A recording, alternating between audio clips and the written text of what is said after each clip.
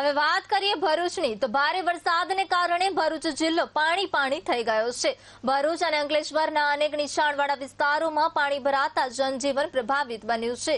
શહેરના કેટલાક મુખ્ય માર્ગો બંધ કરવાની ફરજ પડી છે, જ્યારે અનેક અંડરબ્રિજ અને સ્ટેટ હાઈવે પર વાહન વ્યવહાર ઠપ થયો છે। પરિસ્થિતિને ધ્યાનમાં રાખીને જિલ્લા તંત્રે શાળા કોલેજોમાં રજા જાહેર કરી છે અને ઇમરજન્સી માટે 101 નંબર પણ જાહેર કરવામાં આવ્યો છે। હાલ નગરપાલિકા, પોલીસ અને તંત્ર ટીમો સતત કામગીરીમાં લાગી રહી છે।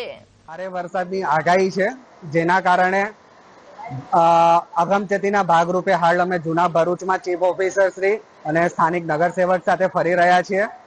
આથી જાહેર જનતાને અપીલ છે કે કામ વગર જરૂરી બહાર ના નીકળવું અને જરૂર જણાય તો જ બહાર નીકળવું અને તંત્ર તરફથી જે પણ કંઈ મેસેજ આવે એ સૂચનાનું પાલન કરવું અને તંત્ર સતત એલર્ટ મોડ પર છે અને તરત મદદ સ્વરૂપે પહોંચશે આપની પાસે।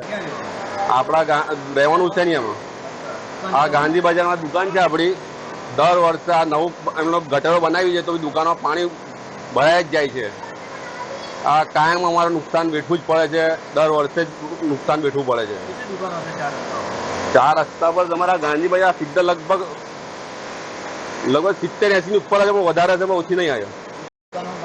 દુકાનો પાણી ભરાઈ જાય, આખી આ રસ્તો આખો પાણી ભરાઈ જાય। તે જ રસ્તો મેન રસ્તો છે ને મેન બજાર છે ને મેન રસ્તા પર પાણી દુકાનો ભરાઈ જાય।